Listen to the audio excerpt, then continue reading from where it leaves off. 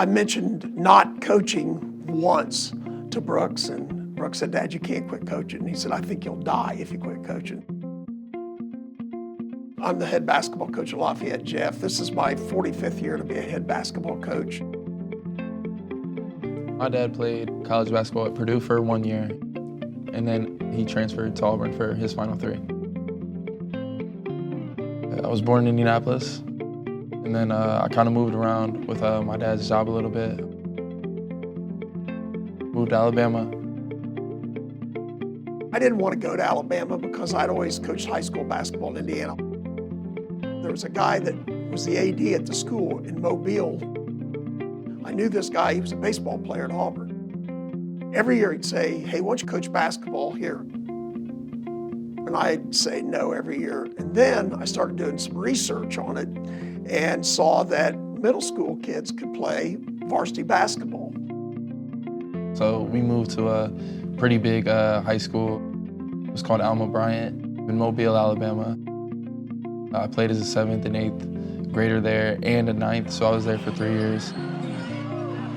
You know, we started out, I think they had won like 2 games in 2 years. And the first year there we won 11, and then the next year we won 16. When I coached the Indiana All-Stars in 2003, there was a guy on my team from this school, Lafayette Jeff. His name is Peyton Stovall. Peyton Stovall called my dad. He was just saying that, you know, I would really love if you would, you know, come back to Indiana and your boys would be able to play in Indiana again and try to, you know, get our program back to where it was. A lot of times you kind of hear like in 49 states, you know, like it's just basketball, but in Indiana it's different. And that's what it is, you know, it's more than just basketball. Ultimately we moved back. My dad got the job at Lafayette Jefferson.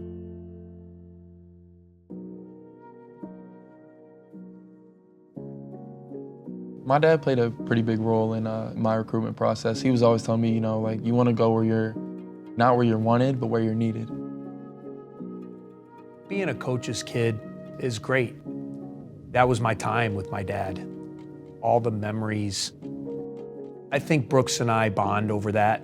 We had similar childhoods, similar upbringings. You know, we both lived in the gym since we were little kids.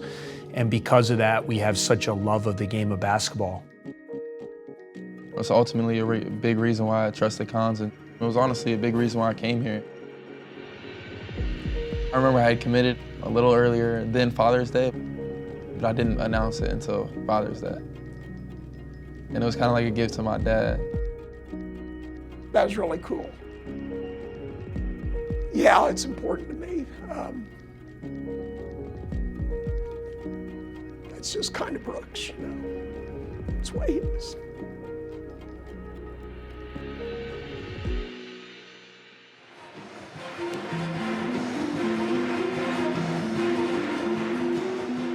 My first year at Mackey, I just kind of remember how loud it was. I didn't really play a lot my freshman year. I think his freshman year was hard. It was probably the first time in his life, and we all go through it, but the first time in his life where there was adversity with the game. The thing that I was really proud of is it showed what he was all about, though, the way he just got to work. And then coming into his sophomore year, he really came into his own. Barnhizer for 3 over Winter. I see you, Brooks. He came off the bench, but he played starters minutes. He did all the dirty work, did all the things we needed. He guarded some of their best guys. He would rebound, dive on the floor, just gave us a great boost of energy. I remember he and I had a conversation, and we just talked about, I said, "Hey, Brooks, like you're just thinking too much, you know, and it's making you kind of paralyzed out there. I want you to go out there and just like hoop. I want you to just be a baller." Northwestern has beaten #1.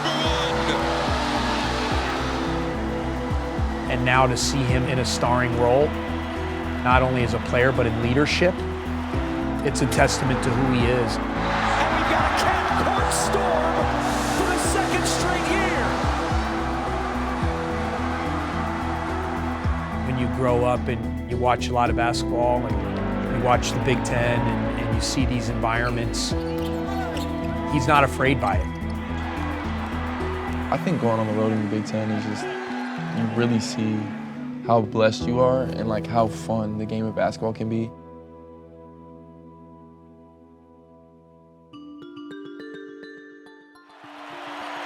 The Purdue Boilermakers looking for some payback here against the Wildcats.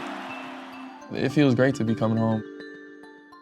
Lafayette, Jeff, it's about 3 miles from Mackey.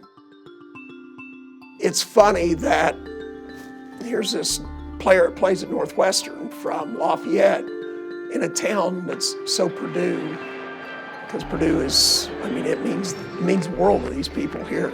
Doesn't mean the world to me, but it means the world to those people here.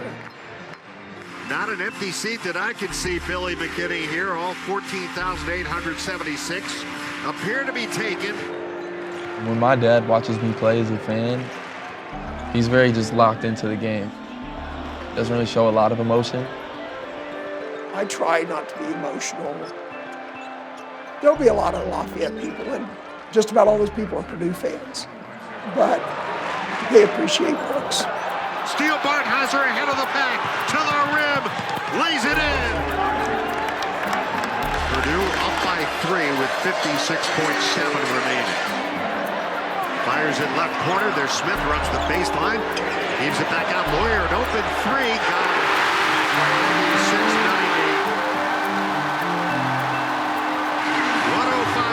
105-96, the final in overtime as the Boilermakers beat the Wildcats.